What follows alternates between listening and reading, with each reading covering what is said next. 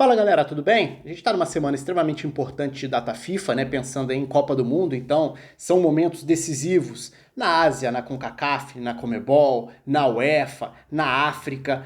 A Oceania é exceção a isso porque as eliminatórias da Oceania foram empurradas para frente, então elas nem começaram na verdade e vão ser realizadas totalmente já em 2022. Então é o único continente que fica fora desse bolo de uma semana importante de data FIFA pensando em Copa do Mundo.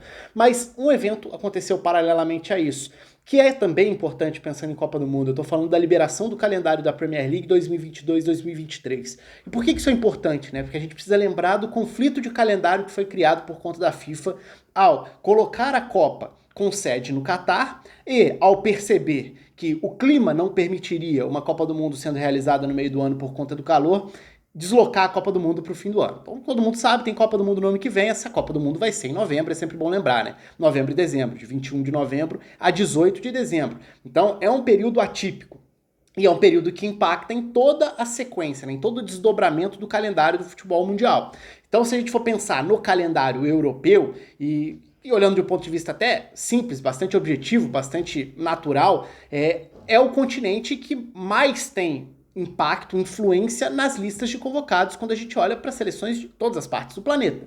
Então, para se ter uma ideia, a Inglaterra teve, aí não só na Premier League, somando diferentes divisões, a Inglaterra teve 129 jogadores convocados para a Copa do Mundo de 2018, por exemplo. Isso equivale a 17,5% dos jogadores que estiveram na Copa do Mundo vieram das ligas da Inglaterra. Se a gente coloca nesse bolo Inglaterra, Itália, Espanha, Alemanha e França, ou seja, as 5 principais ligas, mas não exatamente dessa forma, as ligas dos 5 principais países em termos de ligas. Por que eu estou diferenciando isso? Porque, de novo, a gente precisa colocar na conta a segunda divisão, por exemplo, que também cede jogadores para a Copa do Mundo. Então, se a gente pega esses 5 países que geralmente são tratados como as 5 principais ligas da Europa e expande isso para as divisões inferiores, a gente está falando em 2018 de 50%, mais ou menos ali, 50% arredondando, dos jogadores convocados para a Copa do Mundo. Ou seja, metade dos jogadores da Copa do Mundo de 2018 veio desse bloco, desse quinteto de países. Ou seja, é extremamente relevante olhar para o calendário desses países pensando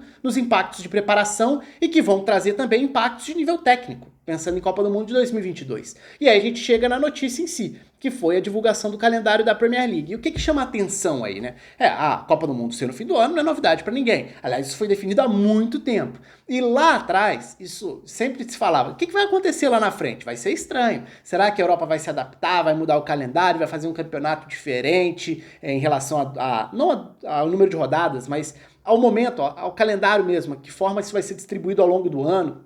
Vai esticar um pouco para lá, vai puxar um pouco para cá.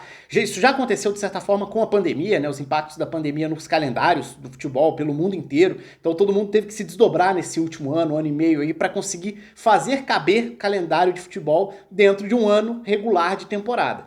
Só que a resposta é não. Quase nada vai ser feito pensando na Copa do Mundo de 2022. É claro que existe uma guerra muito grande de bastidores e que está muito evidente em relação a clubes e seleções, em relação à FIFA. Inclusive, recentemente, eu nem gravei vídeo na época, porque foi o período que o canal estava parado aqui, mas toda a forçação de barra da ideia do Wenger lá de fazer Copa do Mundo de 2 em 2 anos, que eu acho uma péssima ideia. E um dos motivos para eu achar uma péssima ideia é a construção do que representa uma Copa do Mundo. E para mim, boa parte do fato da Copa do Mundo ser especial, eu sempre falo isso, para mim não há nada mais especial no mundo do futebol do que a Copa do Mundo. Você pode gostar mais ou menos de seleções, gostar mais de clube, não ligar para data FIFA. Eu gosto bastante de data FIFA, gosto bastante do futebol de seleções, mas para mim a Copa do Mundo é a base de tudo dentro do futebol. Eu entendo quem vai falar e quem vai achar, eu prefiro o meu clube, eu gosto mesmo é do meu time. Tudo bem, não tem certo ou errado aqui não, são só formas de olhar. Eu gosto muito da Copa do Mundo, então para mim a Copa do Mundo é a base de tudo dentro do futebol. E boa parte disso está na expectativa. O fato de você ter só de 4 em 4 anos, o fato de você ter toda a construção de como chegar lá, quem vai chegar lá, como foi o ciclo. Então eu acho que diminuir esse ciclo acaba banalizando um pouco isso. Assim como eu já acho péssima a ideia das 48 seleções, né? Vamos lembrar, a partir de 2026 a Copa do Mundo passa a ter 48 seleções e não mais 32, o que eu acho péssimo até do ponto de vista de chaveamento. Acho que é muito ruim. Claro, isso vai permitir boas histórias. Outras seleções que nunca disputaram Copas vão chegar lá e tal. Só que isso vai ser legal na primeira, na segunda, na terceira edição. Depois todo mundo basicamente vai ter disputado a Copa do Mundo, ou muita gente, claro, tô exagerando, isso vai abrir demais o leque. Então, assim, eu não gosto da ideia, acho que são alguns debates que estão levando para um caminho muito ruim. E aí, quando a gente fala em criar expectativa, tem um ponto que liga até esse aspecto que eu estou usando para falar sobre Copa do Mundo, até a um dos problemas do calendário brasileiro, que é um desastre já há tanto tempo, né, que tanto se fala da necessidade de mudar, mas nunca acontece, a importância de se respeitar a data FIFA, mas aí a gente distorce tudo e todo mundo passa a olhar a seleção como culpada por desfalcar o clube, quando na verdade o problema é o calendário não respeitar a data que é destinada para seleções, mesmo muito antes de qualquer calendário nacional ser definido. Então tem uma inversão de valores, de discussão, que acho que vai para um caminho totalmente torto dentro do futebol brasileiro. Ah, se você quiser falar, tudo bem, mas a CBF é quem faz o calendário e é quem manda na seleção, então a culpa é da CBF. É sim, mas nem por isso você tem que criticar quem convoca, por exemplo, jogadores do seu time. Você tem que criticar o fato de ter jogo do seu time quando tem a data FIFA. Mas enfim, isso nem vem ao caso, porque isso é uma longa história e que nunca foi resolvida para valer dentro do futebol brasileiro, apesar de alguns avanços, de algumas tentativas nos últimos anos de amenizar um pouco esse problema. Mas qual é esse problema, falando de calendário brasileiro também? Que eu olho muito como a falta da criação de uma expectativa. Campeonato estadual, longo, muitas vezes arrastado, muita data. Mal acabou, na semana seguinte tem o Campeonato Brasileiro começando. Pô, o Campeonato Brasileiro é o principal produto do futebol nacional. Ele deveria ter uma construção de uma melhor preparação para que os times chegassem ali como foco da temporada, então um planejamento para um começo do grande campeonato do país. Mas não, é tudo já vem o desgaste do campeonato estadual, seja o desgaste de quem viu um produto que não tem grande qualidade, seja pelo desgaste gerado pelo ambiente mesmo, por resultados. Então, a temporada começa, entre aspas, já com uma bagagem enorme. Eu acho isso péssimo, porque você não fica naquela... Você não chega a sentir saudade, não dá tempo de sentir falta, porque é tudo muito atropelado. E é exatamente esse o ponto para mim, quando a gente olha para o que vai acontecer na Copa do Mundo também. A Copa do Mundo tem a particularidade, geralmente a Copa do Mundo é no meio do ano, né? Em junho, julho, e a temporada europeia acaba ali, final de maio. Então, geralmente existe a preocupação dos jogadores que vão disputar a final da Champions, que geralmente fecha a temporada europeia ali no fim de maio. Esses vão ser os últimos na apresentação às suas seleções. Invariavelmente, você vai ter jogadores na final da Champions que estarão na Copa do Mundo por diversas nações, diversos países. E, de qualquer forma, você tem uma preparação, você tem um período ali para você reunir o grupo. A Copa do Mundo é um torneio muito específico, por mais que a história do futebol seja muito contada a partir da Copa do Mundo pela grandeza que ela é um evento em que as coisas se definem num tiro curto, né? É um mês bom, um mês ruim, um mês em que as coisas dão certo ou que as coisas dão errado, você tem o azar de não estar bem preparado fisicamente, você tem destaques que vêm cansados, jogadores lesionados ou jogadores no melhor momento, então é muito o impacto daquele período, aquele recorte específico define uma Copa do Mundo.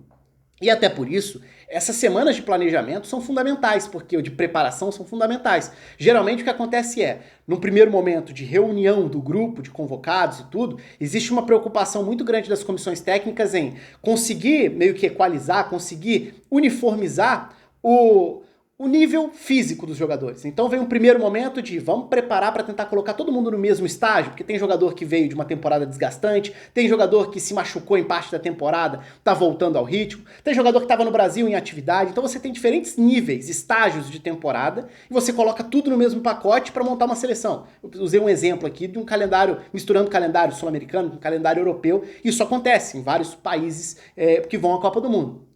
Então você usa os primeiros dias para um trabalho físico, vê em que estágio cada um tá, começar a preparar isso e depois vai para um lado de vamos preparar repertório, fazer trabalhos específicos táticos, substituições, variações. E algo que não é muito frequente dentro do ambiente de seleções, porque a data FIFA, embora muita gente possa contestar, tem muita data FIFA, ok, é um debate válido à parte aqui, mas a data FIFA não dá tempo para preparação para valer, né? Porque você tem jogadores atravessando o mundo, no caso da Conmebol principalmente, se a gente pensar que muitos jogadores jogam na Europa, você tem jogadores atravessando o mundo, atravessando um oceano, chegam, precisam se recuperar, descansar. Você tem pouco tempo ali de treinamento para valer e jogo. No período agora pós-impacto da pandemia, pós-parada do futebol pelo mundo para a pandemia, tem um problema ainda mais grave, que é você ter achatado ainda mais o calendário, concentrando mais jogos dentro de uma semana. Então a gente vê, por exemplo, a gente viu várias vezes 3 rodadas em uma semana. Ou seja, não tem tempo para preparação. E esse é um aspecto importante para uma Copa do Mundo. Você tentar ter os times no melhor nível possível de preparação. Embora a gente saiba que nunca a seleção vai atingir um nível de preparação que um clube pode atingir, porque não tem o dia a dia, porque você tem reuniões esporádicas com aqueles caras, você não tem um treinamento diário, você não tem um cotidiano ali de preparação. Então, isso tudo precisa ser levado em consideração. Quando a gente olha para a situação da Copa do Mundo agora, a gente vai ter uma redução ainda maior, porque aí vem a questão da Premier League. A Premier League anunciou que vai ter rodada até o dia 13 de novembro. A Copa do Mundo começa no dia 21 de novembro. Então a gente está falando de uma rodada da Premier League que acaba no domingo, vai ter a semana e na segunda seguinte começa a Copa do Mundo. Ou seja, os jogadores vão sair dali e vão se apresentar nas seleções, eles vão chegar já na semana da estreia da Copa do Mundo. E ainda tem um outro aspecto, que aí já não tem tanta ligação com a Copa do Mundo, ainda vou voltar nessa questão do início da Copa, mas o final da Copa também é curioso, porque a Copa do Mundo vai acabar no dia 18 de dezembro, e esse período costuma ser o período de maratona de jogos de fim de ano na Inglaterra, que tem uma tradição muito grande de concentrar um período muito puxado, em vários momentos um período muito prejudicial, fisicamente falando, mas que tem isso como a sua tradição.